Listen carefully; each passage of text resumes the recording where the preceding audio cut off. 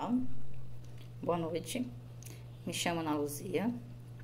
O nosso tema ficou a escravidão no Brasil indígena e africana. O nosso grupo ficou formado por Ana Paula, a Celi, Marinalva, a Isa e a Thaís. Bom, como foi a escravidão indígena? A escravidão ela foi implantada no Brasil em 1530 e se estendeu até o final do século XIX. Quando os portugueses desembarcaram aqui, eles na verdade buscaram contato primeiro com os índios, né, que eram os indígenas, quando eles chegaram aqui. E aí eles começaram a explorar, né, a riqueza do nosso país, do Brasil, né. E o que eles encontraram? Pau-brasil. Ah, Ana, mas o pau-brasil? É, o pau-brasil. O pau-brasil era uma árvore, né, nativa dali, daquele lugar. E eles pegavam, né, o pau-brasil para quê? Porque eles usavam a madeira para fazer embarcações, casas, né, essas coisas. E do pau-brasil era extraída uma tinta. Essa tinta servia para quê? Né? Servia para tingir tecidos, né, e fazer outras coisas lá também, beleza? Mas, Ana, os portugueses vieram fazer o quê aqui? Mas vieram só para morar aqui? Não, vieram para explorar. Quando chegaram aqui, se debateram com os índios, né? Mas como é que eles faziam para conquistar os índios? Eles faziam umas trocas, né? Os índios carregavam as madeiras para embarcações, né? Colocavam lá e em troca disso eles começavam a dar objetos que para eles não tinham serventias nenhuma, que era espelhos, bugigangas, era aguardente, e isso se chamava escambo, né? Essa troca que eles faziam.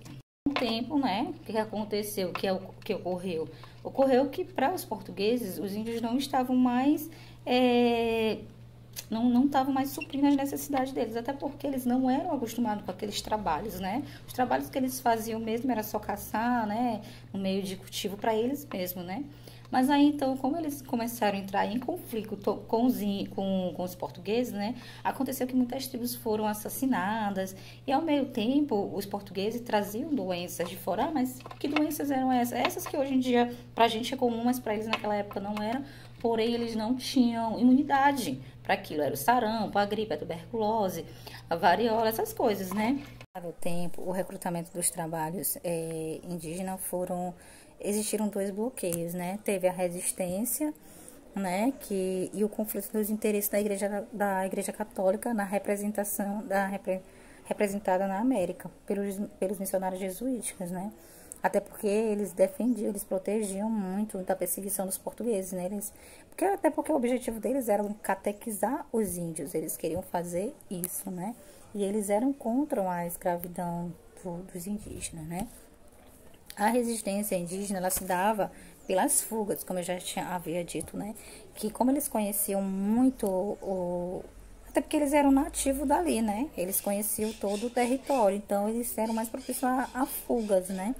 E também eles cometiam suicídios, né? Eles entre si mesmos não eram acostumados com aquilo, né? Não foram acostumados com aquilo, né? Tanto que eles não conseguiram dar lucro, né, para eles. E também teve as doenças, né? As doenças também foram, assim, muito mais do que a fuga, porque era, tipo, um índio, né? Um indígena adoeceu, né? Pegasse uma gripe. Nossa Senhora, era assim uma epidemia. A aldeia inteira era contaminada assim, entendeu? Atingia todo mundo, então era logo tudo. Ainda tinha também os jesuítas que tornaram assim empecilhos, né, para a escravidão, porque eles defendiam, como eu havia dito, para eles serem catequizados. Eles achavam que os índios tinham que ter salvação, até porque eles cometiam muitas coisas, muitas mesmo. Uma das é que tinha tribos lá que eram canibais. Deixa eu dar um exemplo para vocês mais ou menos. Às vezes eles matavam um, né? Aí vamos supor, esse indígena, ele era atleta. Aí o que eles faziam? Eles comiam as pernas, vamos supor que ele era atleta, corredor, né? Vamos supor, ele era corredor e tal. Eles comiam as pernas achando que eles iam ter 3 vezes mais a velocidade daquilo que eles acabavam praticando, né? E aí a coroa só autorizou a escravidão indígena por meio das guerras justas. Ah, Ana, mas como foi essas guerras justas? Essas guerras justas, na verdade, eram conflitos entre eles, eram consideradas defensivas, né? As guerras justas, ou punições pela prática de antropofagia. Falar sobre a lei de 1757, que foi chamada de Diretório dos Índios. Foi uma lei elaborada em 1755 e tornada pública em 1757 por D. José I, o rei de Portugal, através de seu ministro Marquês de Pombal, que dispunha sobre os aldeamentos indígenas, elevando estes à condição de vilas ou aldeias, administradas por um diretor, uma escola com um mestre para os meninos e outro para as meninas, sendo proibido o uso de outro idioma, que não o português. Os indígenas deveriam ter sobrenome português. A nudez foi proibida, bem como as habitações coletivas ou o uso da língua brasileira, conhecida como tupi ou língua geral, e a punição de morte a quem desacatasse. A mestiçagem foi estimulada. A política do Marquês de Pombal buscava, assim, incorporar os índios à sociedade dos brancos, transformá-lo em um trabalhador ativo, a fim de assegurar o povoamento e a defesa do território colonial. Em 1798, o diretório foi revogado. Os índios aldeados foram emancipados e equiparados a outros habitantes do Brasil. Eu vou falar sobre escravidão no Brasil, mercadorias e escambo no mapa conceitual. Vou começar pela escravidão no Brasil, que começou em 1560, com a chegada dos primeiros tráficos negreiros aqui no Brasil. E a viagem era muito exaustiva nesses tráficos, muito meses, passavam meses, e como eles viam praticamente um grudar no outro, vinha muito cheio os tráficos, muitos deles acabavam morrendo ou ficando doentes, enfim. Chegando aqui, eles tinham uma longa jornada de trabalho muito exaustiva mesmo, entendeu? Além dessa jornada de trabalho exaustiva, eles eram maltratados de toda forma possível. Aí, para que isso acabasse, eles começaram a resistir. Que eles fugiam, eles sabotavam os engenhos, fugiam pros quilombos e atacavam a elite branca. Se não atacavam a elite branca, eles faziam aliança com algumas delas, entendeu? Aí, agora a gente vai falar sobre mercadorias. O que é mercadorias, né? Mercadorias é uma moeda cujo valor vem da mercadoria, né? Já falei, né? Que como ela é feita, e a mercadoria consiste de objetos que possuem um valor muito próprios, bem como o valor em seu uso de moeda. E vou falar um pouco sobre a cana-de-açúcar, a mão de obra açucareira dos negros. Então, o trabalho era realizado pelos escravos. Eram longas, eles trabalhavam com uma carga horária de até 18 horas por dia. Eles eram torturados, escravizados, chicoteados, que chegavam a ir para o tronco, onde lá eles tinham sua cabeça e seus membros imobilizados. E ali eles ficavam por horas e horas e até dias. As jornadas eram longas e eles tornavam-se mais exaustivas quando se aproximavam o período da colheita da cana-de-açúcar. Eles viviam em péssimas condições, vestiam trapos e se alimentavam muito mal.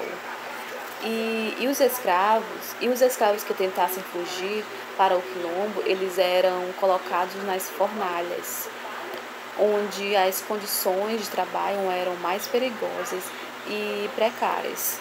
muitos perdiam suas mães. Nós podemos observar desde o começo essa rotina, essa vida, esses maus tratos dos negros, né, dos escravos.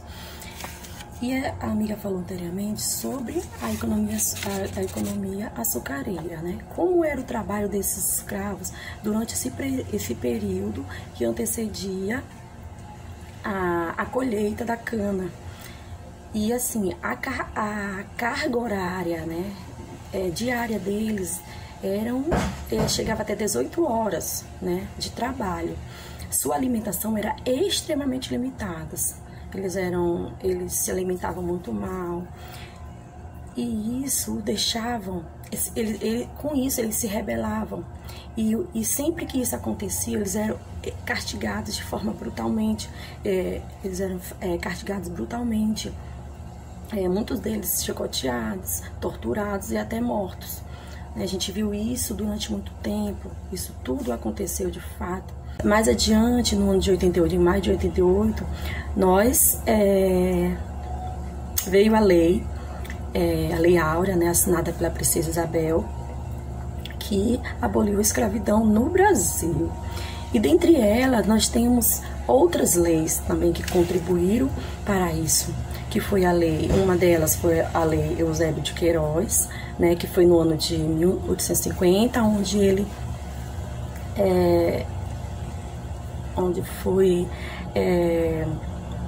proibida a escravidão, né, a entrada de escravos no país, certo? E logo em seguida nós temos uma outra lei, que é a Lei do Ventre Livre, né, também assinada pela Princesa Isabel, que proibiu a partir daquele dia, né, todas as crianças, filhos de escravos que nascessem seriam livres, né? E nós temos também o sexagenário, né, que foi uma lei também assinada, decretada, onde todas as pessoas com idade acima dos 60 anos seriam livres, certo? 60 anos ou mais, elas seriam livres. E isso nos trouxe algo para refletir sobre a escravidão no Brasil, né? É algo que não é para ser trabalhada somente em uma data comemorativa, a Semana da Consciência Negra, né? Porque eles tiveram uma contribuição, trouxeram um aprendizado muito grande para as nossas vidas. E isso nós precisamos, enquanto educadores, passarmos para as nossas crianças sobre isso, sobre essa trajetória deles, né? Que foi um marco histórico, né? Nós sabemos que a escravidão ela durou por mais de 300 anos. Então foram muito tempo onde eles foram extremamente torturados, né? Muitos deles, eles fugiam, né? Que nós conhecemos um pouquinho sobre os quilombos, eles formavam seus quilombos, muitos fugiram. Diante de tudo isso que foi explorado, podemos concluir que ainda não atingimos o modelo ideal de sociedade que almejamos.